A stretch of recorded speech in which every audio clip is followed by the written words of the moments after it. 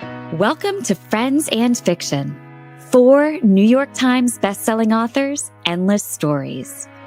Novelists Mary Kay Andrews, Kristen Harmel, Christy Woodson Harvey, and Patty Callahan Henry are 4 longtime friends with more than 70 published books between them. Together, they host Friends and Fiction, with author interviews and fascinating insider talk about publishing and writing, to highlight and support independent bookstores. They discuss the books they've written, the books they're reading now, and the art of storytelling. If you love books and you're curious about the writing world, you're in the right place. Hello, everyone. Welcome to the Friends and Fiction Show. I'm Kristen Harmel. And I'm Ron Block. And this is Friends and Fiction, 4 New York Times bestselling authors, endless stories to support indie bookstores, authors, readers like you, and of course, our librarians, like the wonderful Ron Block here, who is one of our favorite librarians in the country. Thank you so much. If you're not with us already, we hope you'll join our Facebook group, which I just checked this morning, excuse me, and we have more than 313,000 members.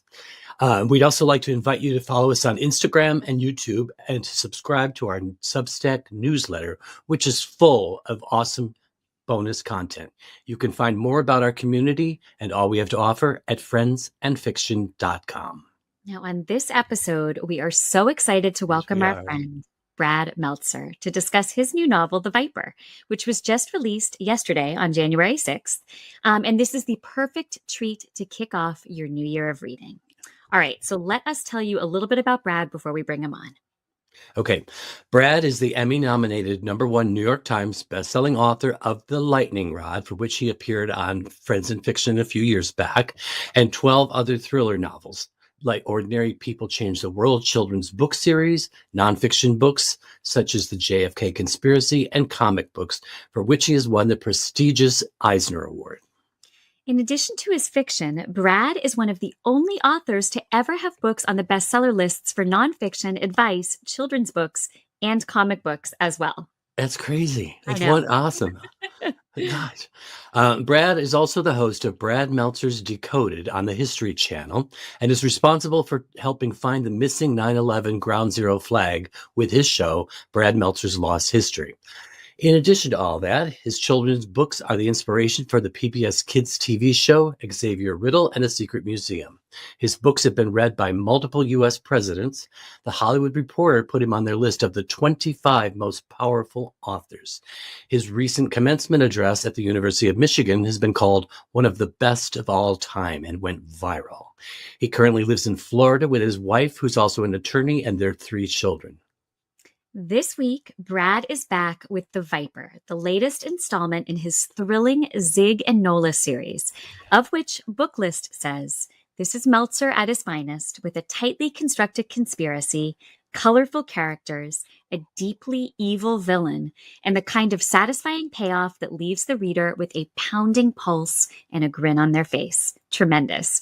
We entirely agree, and we cannot wait to talk to Brad about it. So, Greg, can you please bring Brad on?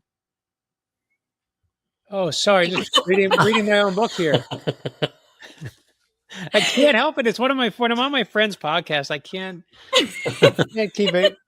I just want to make Kristen laugh. Perfect. That was perfect. That's the way we like you. And if I were you, I would be reading the book at all opportunities too. It's so good. So Brad, welcome to Friends and Fiction. We're so excited to have you. Thank you. I'm so happy to be here. Can we just also talk that when you finished a book, what actually happened as you were finishing? Because that to me is the best part of the story. Yes. Yeah. So I had about 3 or 4 chapters to go. And you randomly texted me about something completely unconnected. And I was like, oh my gosh, I'm reading your book now. So I had the great joy of basically texting with you as I finished the chapters. I mean, might I add, with tears streaming down my face. Well, the thing that was so great is you said, this is my favorite line. And I wrote to you, I said, my second favorite scene in the book. And I didn't want to say that you were about to get to my favorite. And then you texted me your favorite line of the book. I'm like, that's my favorite line. It's what the entire book is. And to have one of your friends, to catch them reading your book, and I know you've done this on planes because we've talked about it. I've caught people reading the book, but I've also caught people with my book in their hand and they're sleeping, but to catch one of your friends reading it and then they're reading your favorite part and pulling it out the same. That was as crazy for you as for me as it was for you. Well, it made my evening, and it made the experience of finishing this awesome book all the more awesome. So yeah, I'm so excited to talk to you about it today.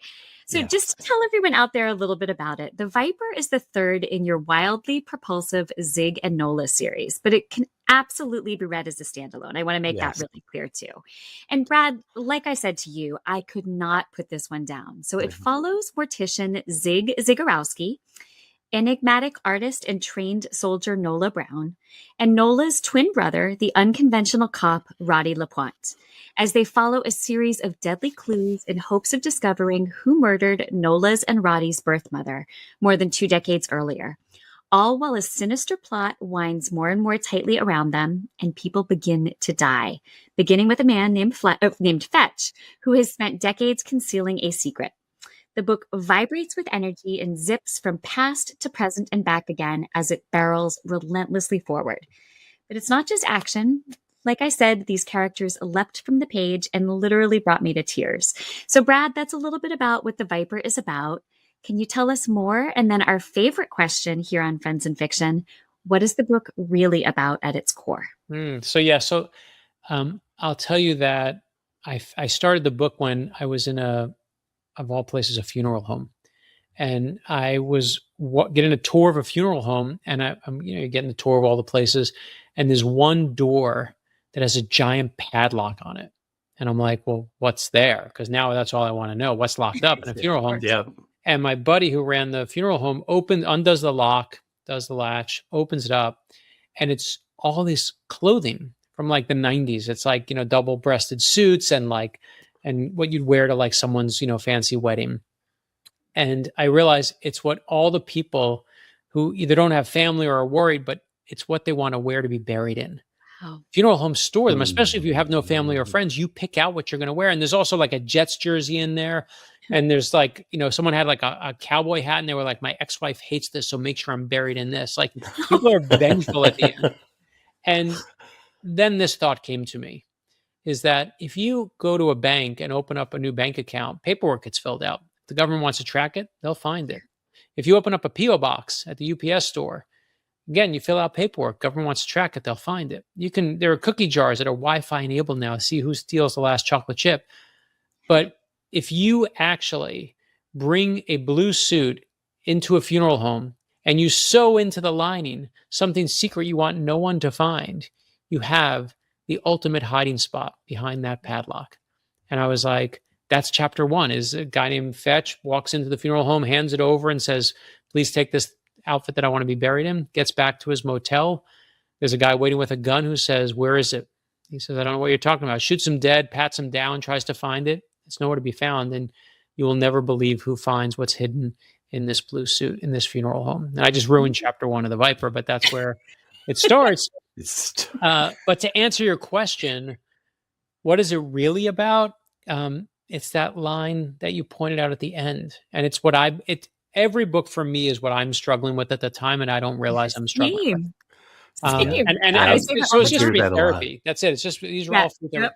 And for me, I was walking with my daughter, and I found I'll never pronounce it correctly, so I won't insult us both by doing it. But I found this phrase in painting that is the lines that are, when a painter does a painting, it's like those first lines they put down.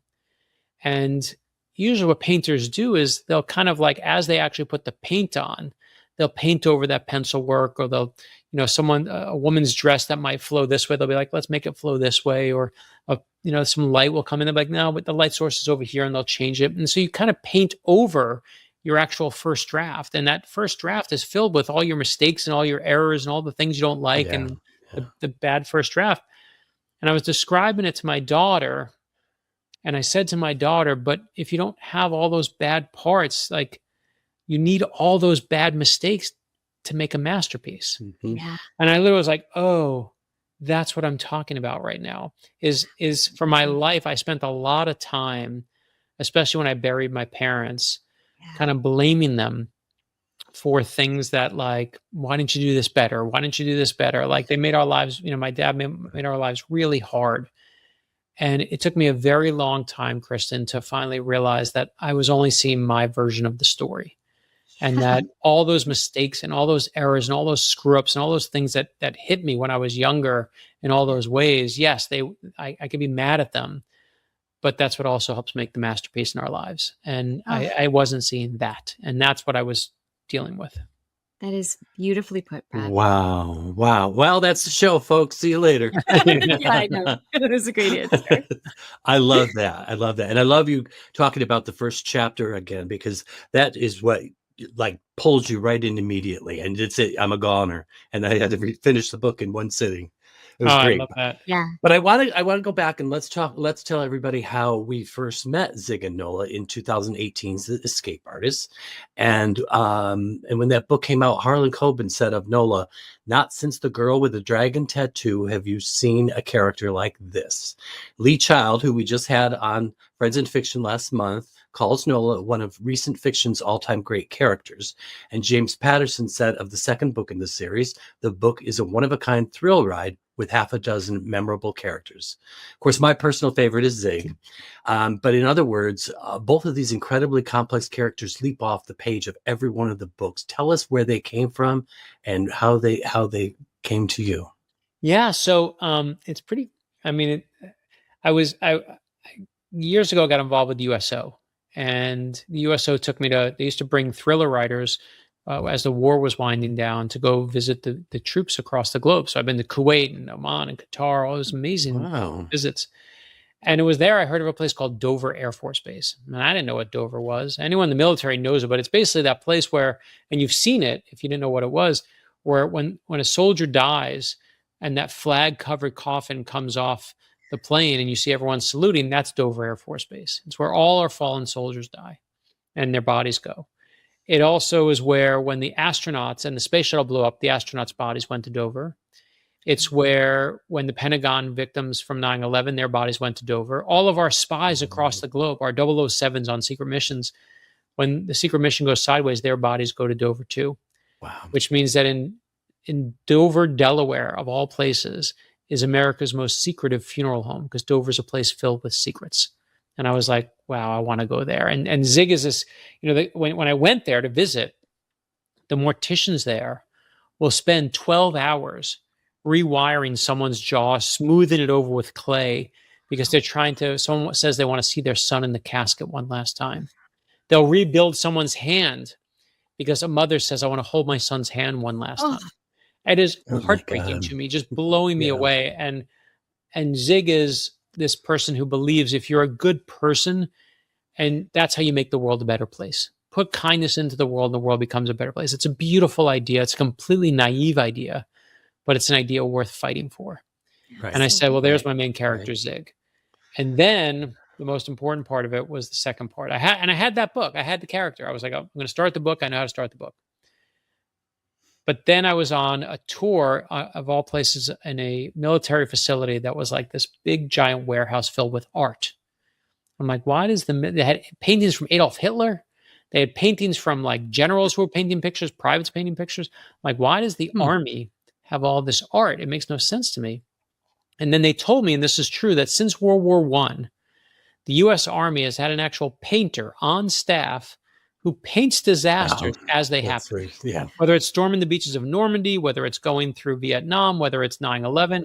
I'm like, you're telling me that everyone else is racing in with guns blazing, and you've got someone racing in with nothing but paintbrushes in their pockets. Like, that's the craziest guy in the world. I got to meet him. I want to meet him. And they said, you mean her. You want to meet her. And my gender bias got the best of me. It was a woman named Amy Brown. And she's the actual U.S. artist in residence. And I got to meet her, and that's where I built Nola from. And Nola is a person who, when she paints, she can see in her paintings details that she misses in real life. So she can see that Kristen's belt buckle, the tongue of it faces this way. It means she's right-handed, not left-handed, because that's the way she pulls her belt buckle. She can see, okay, I'm looking for the sniper in the room. Who has the crow's feet on their left side? And no crow's feet on this side. She can see who has, knee surgery. She can find the flaw in anything. And I was like, Wow. and Nola believes it. Zig's idea of life is absolutely ridiculous. If you want the world to make sense, it's not about putting kindness to the world. You got to grab it by the throat and force it to make sense, especially when you're fighting against injustice. Right. When you see someone being bullied, you got to fight back. And that's also an idea worth fighting for. That's also a beautiful idea. And all I've been doing for all these years now is I finally realized, it took me 2 books to realize that I'm both of them. And I'm just trying to figure out which version of me is right. And of course, the answer is both of it. We all have war and love in us. And that's Absolutely. all Yeah, the it's books true. have been. And now it's just me trying to figure out other crap about myself. But Zig and Nola are, they're never going to get along. They're never going to be best friends. But Zig will never have his daughter back. He lost his daughter. And Nola will never have a father. She never had a father in her life. He'll never have a daughter. She'll never have a father, but they are stuck with each other. And that has always been where the books come from. That's the true north of them all. And it's just me trying to figure out whatever I think is wrong with the world, how to make it a bit of a better place. Oh, I love so that. cool. Gosh, I hope everyone out there will pick this book up, because just hearing you talk about that Yep. just gives another layer of meaning to something I already loved so much. Well, I just love that you read this one first, because I've had a lot of people. It's been 4 years since the last one, so I know that I have to make this book where it can stand alone. Even my wife is like, "What happened again?" I'm like, "You're my wife." But all the readers so far, one of our blurbs for this book is this: "The Viper is the perfect place to meet Zig and Nola." Yes. Yeah, I And I agree. would I agree. entirely agree with that. Absolutely. Yes. All right. I want to dig in a little bit about the way you tell this story, Brad. So the book zings seamlessly from past to present and back in a way that brings many of these characters fully, intimately alive and keeps adding layer upon layer to this story.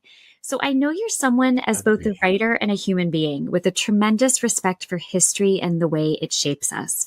But it's fascinating to see that play out so powerfully at the character level here.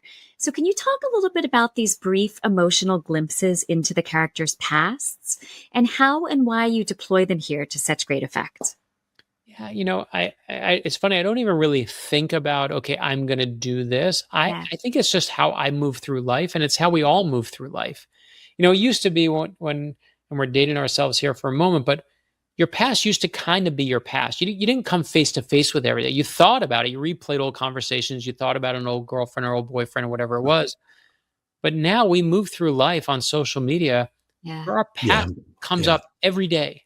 Yeah. Every day there's like, oh, there's my friend from high school. There's my friend from junior high. There's that girl I had a crush on. There's that boy I had a crush on. Whatever it might. Boom, it's right there. Every day your past hits you. And for me, it's the perfect metaphor for what I'm doing in the book, right? Like we are constantly, all of us, having flashbacks to those quick moments and memories. And throughout the book, it's a perfect way for me to kind of give you the glimpse of where this problem really does come from. And for Nola, it obviously comes from when she's a kid, and Zig kind of lives him and drags his own past into the present. But it for me, it's a beautiful way to kind of do an inner monologue in a more 3D way.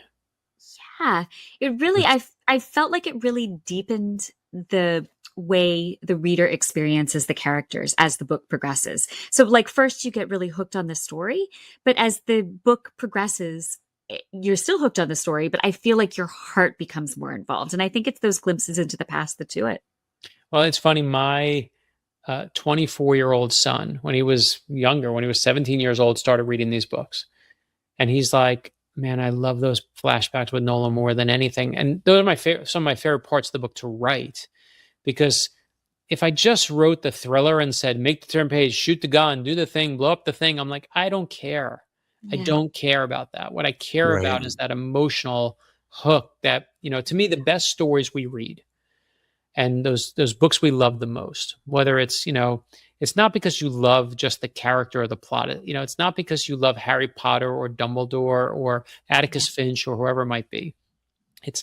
That's part of it. But what you really love about that book is in that book, you're getting something about yourself. It's telling you something about you, your dream, your hope for yourself, what you wish, your own wish fulfillment, and your fears and the way you wish the world could be dealt with. And to me, if I just had a thriller where people chase each other and shoot each other, I guess that's fine. You can go watch that. But I'm much more interested in showing you that this world we all live in, that we are moving through this universe together and having one universal experience. And that's what books are best at, is they are empathy machines that let you see just how not, at least when I was growing up, it made me feel like I was less alone. And that's what books did for me. And Yes, in my sir. books, by Yes, sir. showing you those backstories, you see that we're all experiencing the world in that way. Absolutely. Yeah. Wow. Wow, wow, wow, wow, wow. And as a Zig and Nola fan from the very beginning, these are people that you really care about. They really bring out your emotions in the book. And so you just excel at that. And I felt like I learned even more about them than I thought I already knew in this book. They're just really, I don't know, they just became deeper characters for me that I can hold tight on to. So it's Funny. I was talking to my wife because obviously, we're still, when I was writing it, I said to my wife, the reason I love fiction is I can write history and and here's what happened to Abraham Lincoln. I can write a kid's book and say, here's what happened. But fiction is one of those rare places where I can put all of my emotions into it. Right. Yeah. And what Yeah. I'm carrying Yeah. around. And that is such I have an outlet for that in a way that I don't have it in any other genre I write in. True. And I'm so glad that you did. I could tell when Kristen wrote to me and texted me and said, I'm sobbing right now, or I'm crying right now at the end of the book. I was like, that's why I do this thing. Yeah. Like not to bring tears from your eyes, but it's like you had a universal experience that I had. And that's why we're friends. But like, I love that you get to have that friendship in the pages of the book as well. Oh, that's such a good point. So well true. put. Yeah. Yep. All right. So you've just mentioned the different genres you write in. So some people, they can stick to one genre, maybe even two, but for some reason, it seems like you've cloned yourself. I don't even know where to start with this because you're writing best-selling thrillers. You write best-selling nonfiction about historical conspiracies. You write best-selling children's books in the Ordinary People Change the World series. It features illustrated biographies of famous people who can inspire kids to practice kindness and compassion, which now in talking to you, I know where it comes from. You've written comics. You created a television show called Jack and Bobby that ran on the WB. And you even hosted a show called Brad Meltzer's Lost History on the History Channel, which we're going to dive into in just a few minutes. The one story that came out of there. We just definitely want to talk about the Ground Zero flag. But for now, I really want to ask, what makes you keep pushing the boundaries of what you can do creatively? And what do you think all of your projects have in common at their core? Yeah, I years ago I sat down with my friend Simon Sinek, and Simon's a wonderful thinker, and he said to me about myself after we were sitting down a while. He's like, "For you, the struggle matters," and I was like, "What does that mean?" He's like, "If you've done something before, you have no interest in doing it again." But if someone tells you can't do something, you're like, "Oh," and I'm like, "Oh yeah, that's how exactly like." And so when I wanted to write kids books, I went to my publisher and I said, I'm a thriller writer, and this was back when you stayed in your lane, and I said, I want to write kids books now. And I know you always have that every once in a while, and then you got to service that book. And don't do me a favor. Don't buy the book if you don't love the book. Like, I just don't want to have you do this because you feel like, oh, he sells a lot of books now, we got to kind of kiss his butt. Yeah. And they said, I said, only buy it if you love it. They said, great. We don't love the book. And I'm like, what do you mean? It's such a good book. Like, and they said no.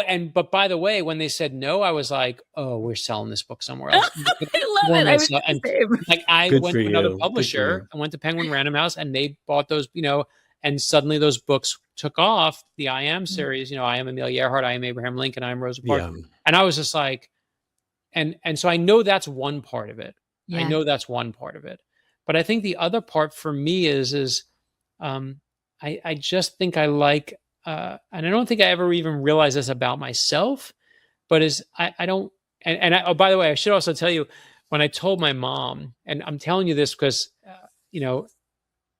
I'm just thinking of my mom today a lot. It's actually her birthday today. So, but I will tell you that, so she's on my brain, so I'm gonna have to tell the story in her honor. Please do. So, I told my mom what Simon said.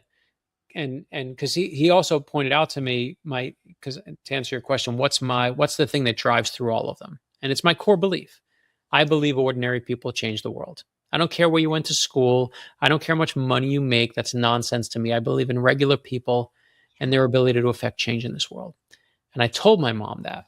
And I said, Simon helped me realize I believe ordinary people change the world. My mom looked at me and she said, that's the stupidest thing I've ever heard. I could have told you. She said, I could have told you that for free. You've been like that your whole life. You believe that your whole life. I know that since you're little. And I'm like, yeah, but you never said it to me like that. And she's like, all he did was hold up a mirror to you. I'm like, I know, Mom, but sometimes you need someone to hold up a mirror. And for me, what all these books are is just me trying to find the different versions in the mirror. And I think, you can only find so many versions in one genre, and sometimes you need the others to help you along. So me as a father that's where I went to kids books. That's the mirror of me as a dad, right? Okay. And then the thrillers are me as like figuring out my own stuff, and the history stuff is just trying to find some appreciation and understanding of the past and what it means for the future. So it's just they're all different struggles. I just find different genres to answer that struggle and that question that I'm dealing with at that moment. Oh, I love that. And I love that you told that story because, the first time you and I met, we talked about your mom. So I'm so happy that we're here talking about her. By the way, we should also say is that the first time we met, I'm going to tell you a story that is so nice about you, is we got stuck in an airport. We were totally like snowed out, rained in, or wherever. I forget why it was all delayed, but you were delayed and I was delayed. And you were so sweet because you snuck me into the fancy lounge. And you were just like, I was your plus one in the fancy lounge. And Kristen, nobody rated the fancy lounge more than I did. Like I left with a bag. I always keep like a bag when you go on book tour. I keep a bag of like nuts and almonds and whatever. And they had the best like snacks that we were snacking on when we were in there. And it was so good that when I left there, I went to the people. I'm like, can you help me? And the woman's like, I will gonna give you so much. She gave me so much stuff that until recently, and we met like a long time ago now, I was still eating these nuts. They were like full of this one, but I was still eating because I had loaded up the bag so big. So I need everyone to know how nice you are that you would sneak someone into. What I'm hearing, Brad, is I'm the gift that just keeps on giving. 100%. Exactly. That's hilarious. I didn't know you did that. That's really funny. Oh my God. All right. Oh my God. So, Brad, if it's okay with you, I would actually love to read that line in the book that was. Yeah, please. Because I'd like to talk about it, particularly in the context of. Yeah.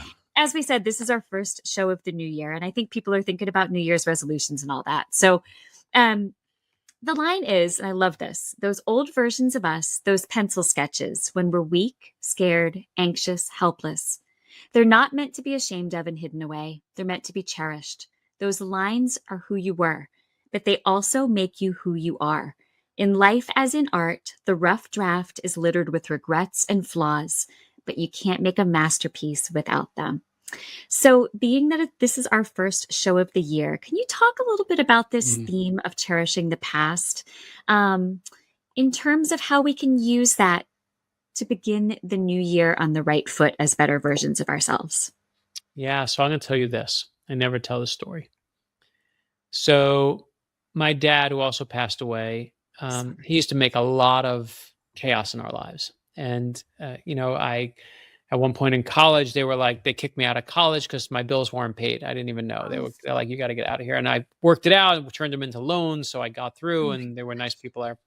When I graduate college, I changed my address at home because now I have a job and I'm in Boston and all the mail starts coming to Boston and I have $40,000 of credit card bills start showing up. And I'm like, wait, how is this happening?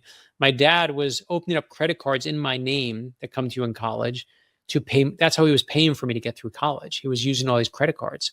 And I'm like, wait, you open up credit cards that have a 25% interest rate, that have a 1% loan that you could have had for nothing. And I spent a lot of life being so angry at my dad and being like, what dumbass plan did you pick to? And I carried on so much anger. And then I forgot this and I left this part out of the story. Although I did tell this story at his funeral, is my dad used to get beat up when he was little. My grandfather was a boxer and used to physically beat my father.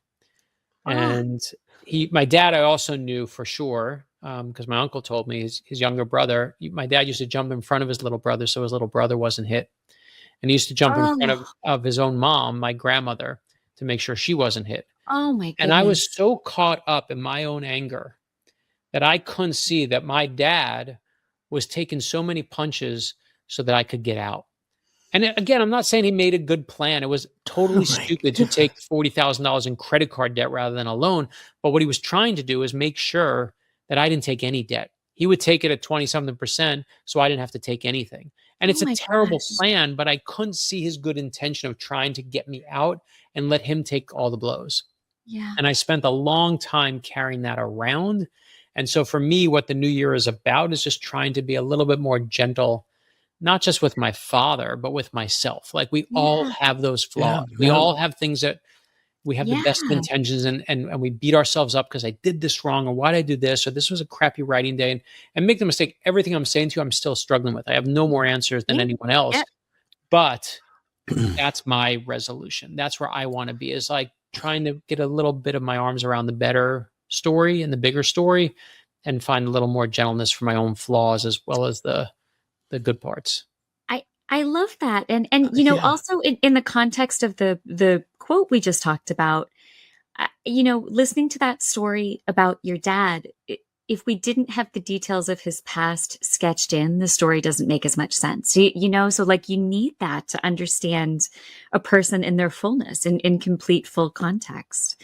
All the errors and all the regrets Yeah. and all the bad things are Yeah. all still part of the beautiful story. Yeah. And I think what we do in our lives is we shove away the bad ones and try and say, I'm going to focus on the good ones, or look at what I did and I had a good day. And then if you have a bad day, then it's the worst day.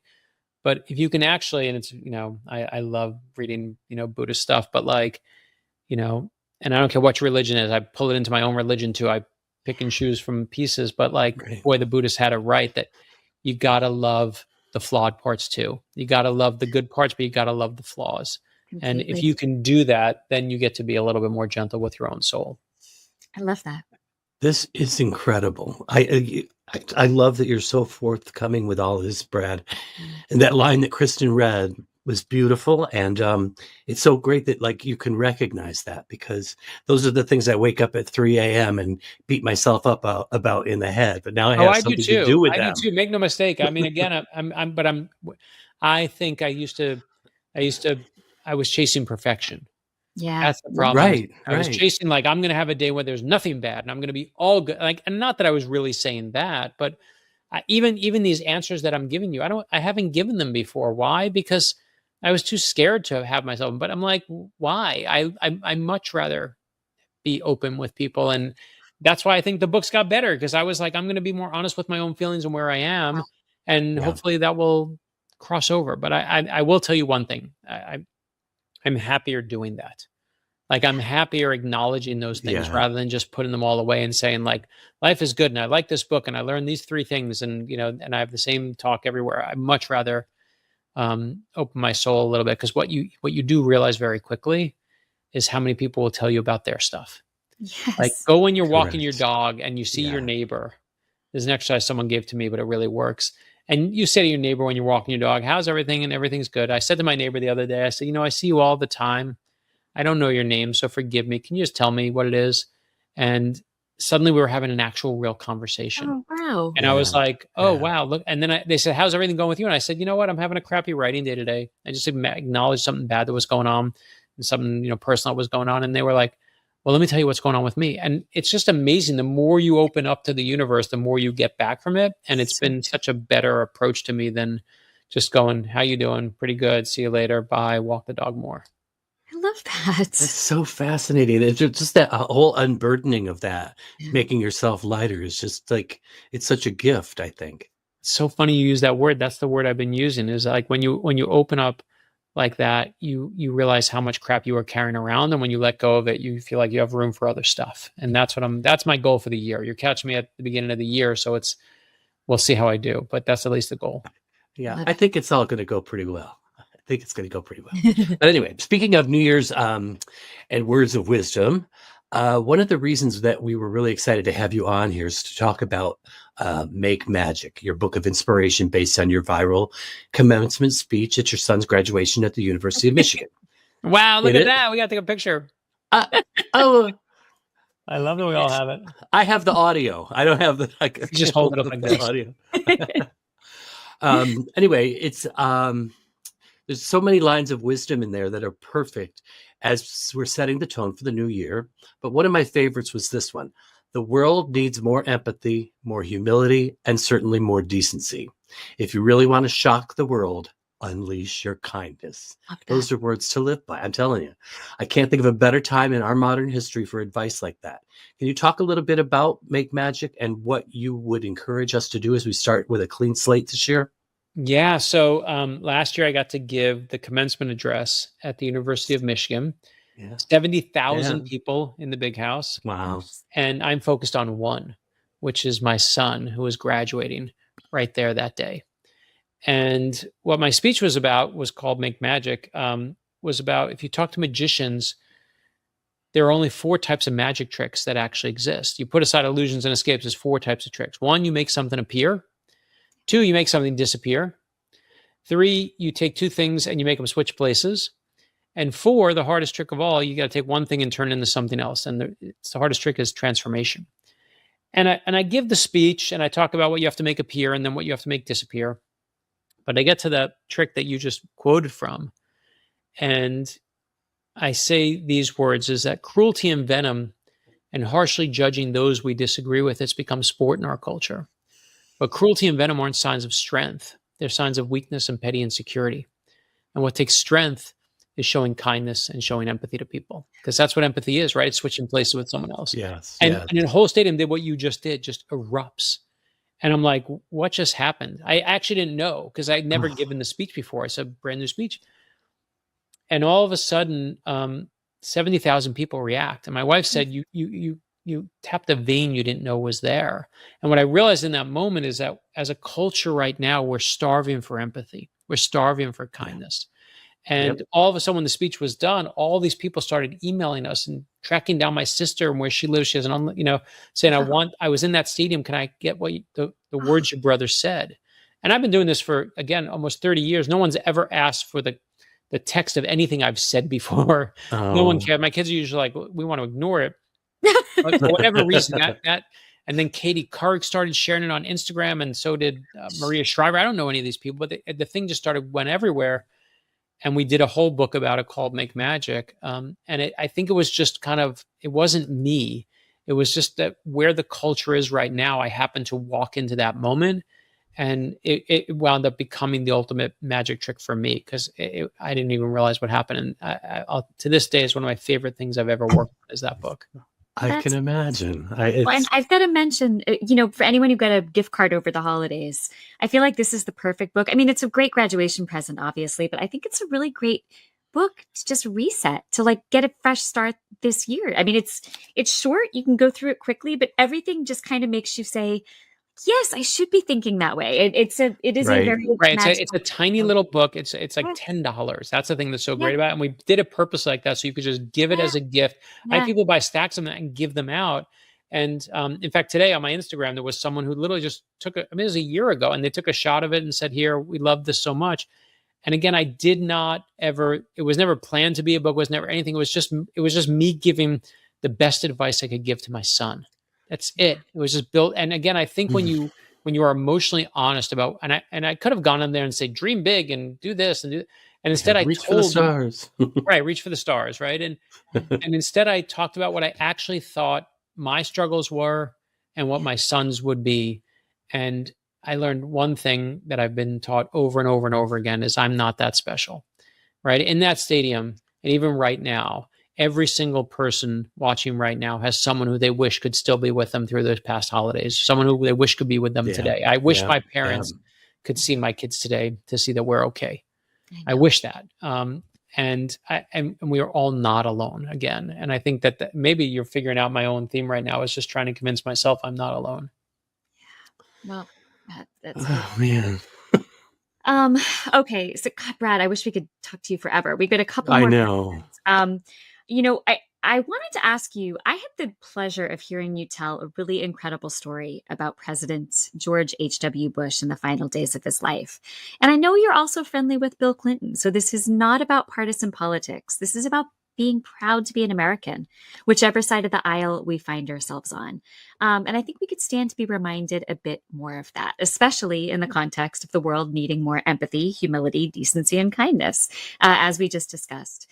would you mind just briefly telling us that story about reading to former President Bush? Yeah. So President Clinton and Bush have both read my books and invited me to the White House. And what I couldn't tell anyone at the time was that when President Bush was sick, they were bringing his favorite authors to read to him on basically what was his deathbed. And I got the call. And I go in there and Secret Service leave. They tell me he's going to fall asleep really fast because he's sleeping most of the days. You'll read for about 5 minutes and then you'll sneak out of there. I said, no problem.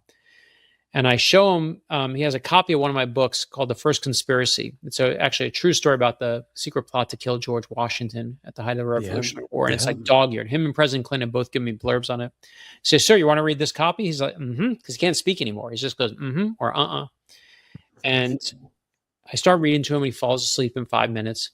And then I get to those words we all know. We hold these truths to be self-evident that all men are created equal. And as I say the words, his eyes pop open. He's locked on me. I get to the end of the chapter. He's still awake. I say, sir, you want to read another chapter? Get to the end of that one. He's still awake. Want to read another, sir? And another? And instead of being there for 5 or 10 minutes, I'm there for an hour. I say goodbye to him. I know I'm never going to see him again. I can see what shape he's in. And I thank him for all he's done for literacy, because he's actually done, him and Mrs. Bush had done a ton, really put a lot on for literacy.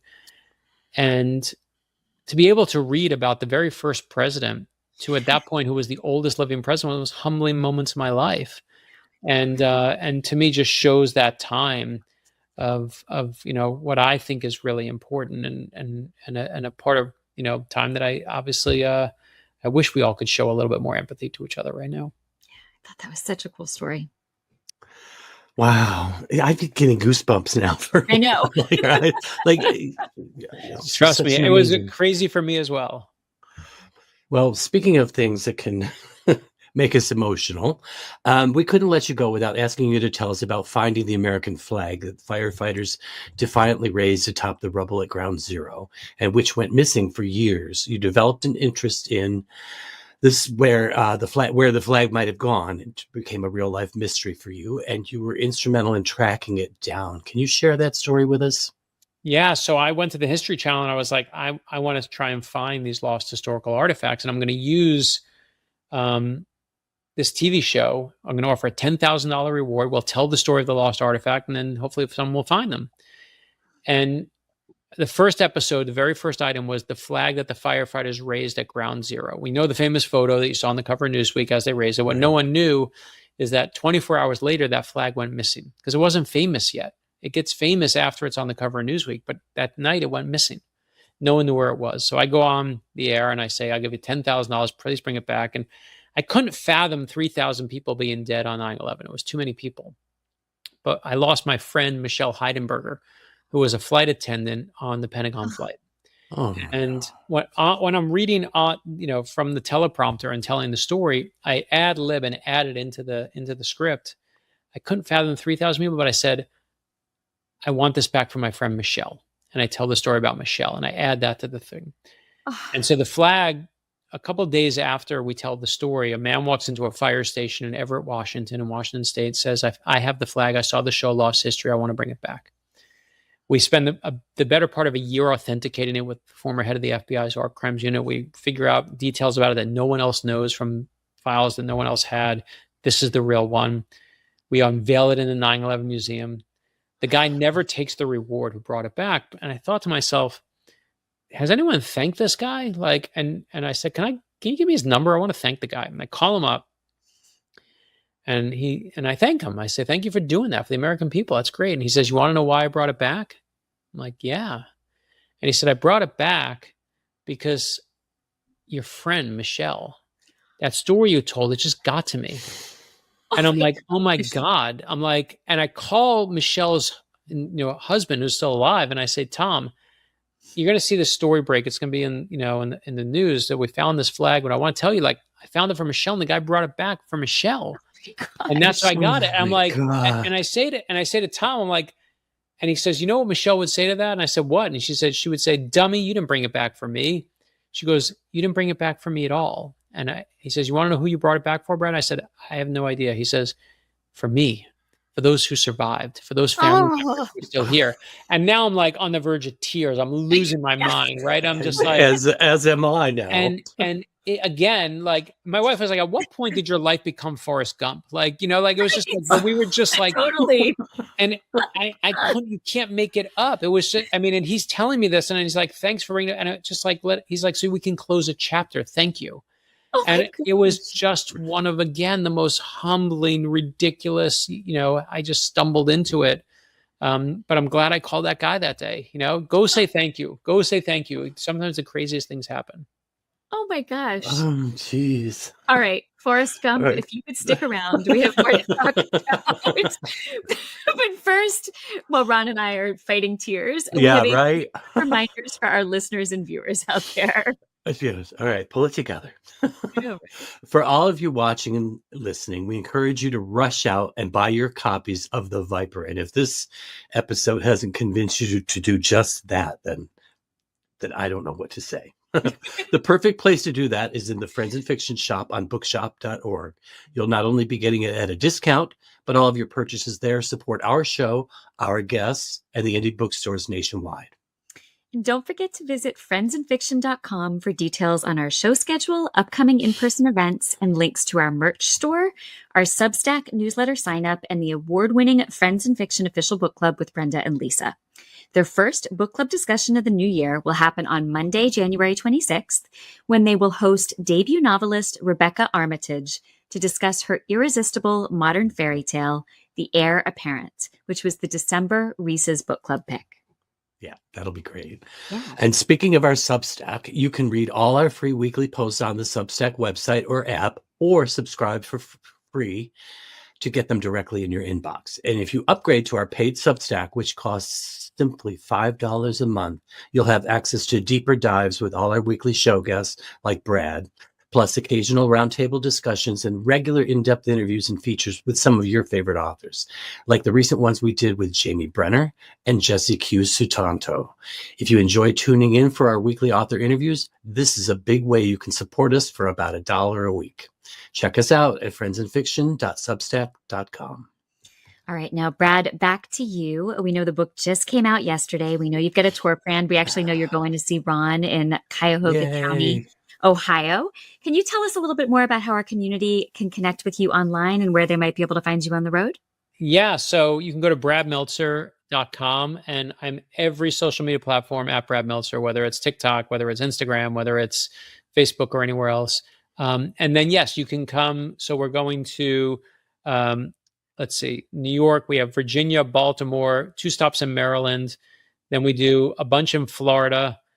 So lots of places in Florida if you're in Florida. Then we do Dallas, Houston, St. Louis, Ohio, and 2 stops in Ohio, actually. So look there as well at bradmeltzer.com. Yeah. And then, you know what I brought, because I just got it in the mail, we come out with I Am Princess Diana, which is the newest kids book. So that's, if you want to know what's coming next, that's what's coming next. So after The Viper, this will come out next month. So we get to do our Princess Diana book. And what I love is it's a book about empathy. Because I was like, I want to do a kid's book about empathy. And so I Am Princess Diana, of course, is that. That's fantastic. So yeah, so if you come on tour, obviously we'll sign the kids' books. I'll sign the adult books. I'll sign Make Magic. We'll, The Viper and anything in between.